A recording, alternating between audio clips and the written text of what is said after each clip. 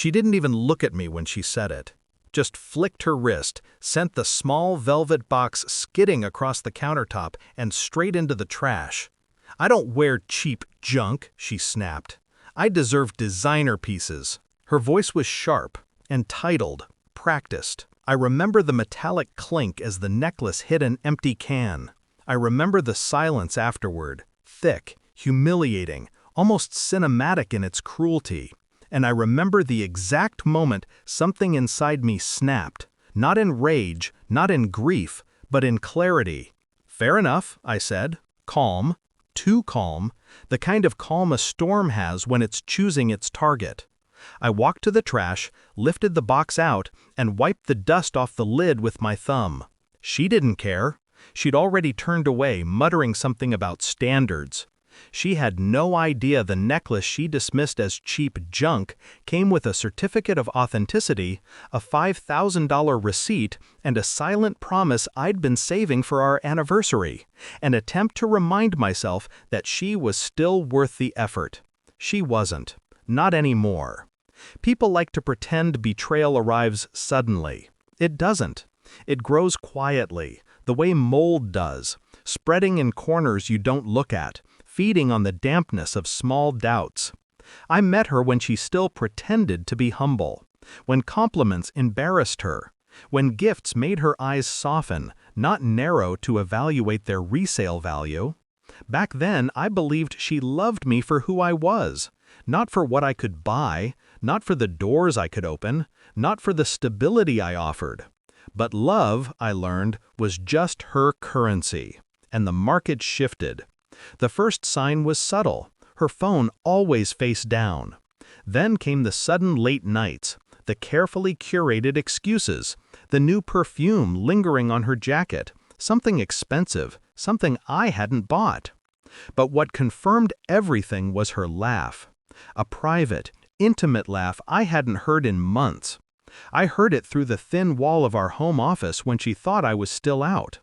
She whispered a man's name, light and playful, the way she used to whisper mine. That was the moment the pain evaporated, replaced by purpose. People think revenge is an explosion. They're wrong. It's architecture, blueprints, angles, weight distribution. I didn't want a scene. I wanted a collapse. I started collecting evidence, not out of jealousy, but out of strategy. Screenshots, call logs, bank statements revealing dinners charged to my account but enjoyed by two. I traced her flattery, her lies, her manipulation, her small rehearsed moments of affection. Then I moved to the financials. Her car, registered in my name.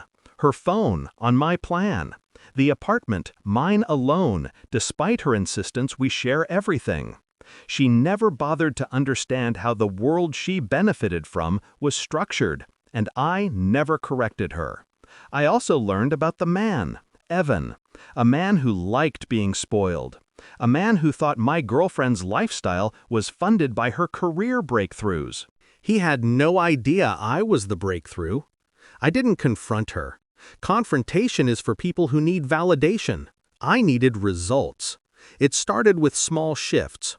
I quietly closed the joint credit card she used most. She would try to buy something online and get declined. She would assume it was a glitch. Then I restricted her phone line. Not enough to cut it off, just enough to make calls drop at the worst moments. A week later, I transferred her car, my car, into my brother's name. She didn't notice. She never checked the details of anything not directly flattering herself. Then came the apartment. I scheduled the formal eviction notice to arrive the morning after our anniversary. Perfect timing, poetic even. But the piece de resistance was the necklace, the cheap junk. I returned it to the jeweler, got the refund, and asked for a printed receipt, itemized, large font with the appraisal value highlighted in bold. I left the receipt on the counter, purposely crooked, impossible to miss. Then I waited. She found it an hour later. I heard her gasp, sharp, strangled, unsteady. The kind of sound someone makes when they realize the knife they threw has come back pointed at their own throat. She rushed to me, waving the paper like a white flag of surrender. This is real?" she stammered. I didn't even look up from my laptop. "It was," I said, "until you threw it away." Her face went ghost pale. She started apologizing, fast, frantic, desperate. But I could see the calculations spinning behind her eyes. She wasn't sorry for what she did. She was sorry for what she lost.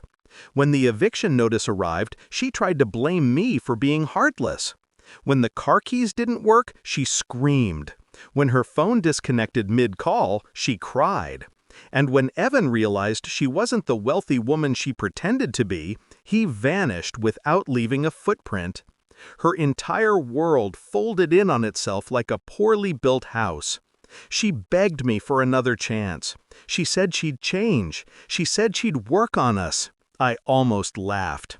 "There is no us," I told her.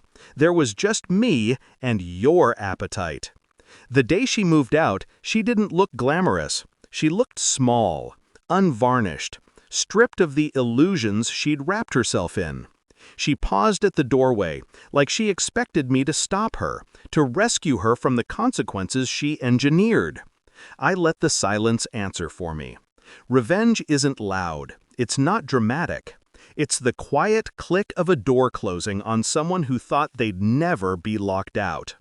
And as she walked away, carrying everything she had left, which wasn't much, I felt no guilt, no hesitation, just clarity.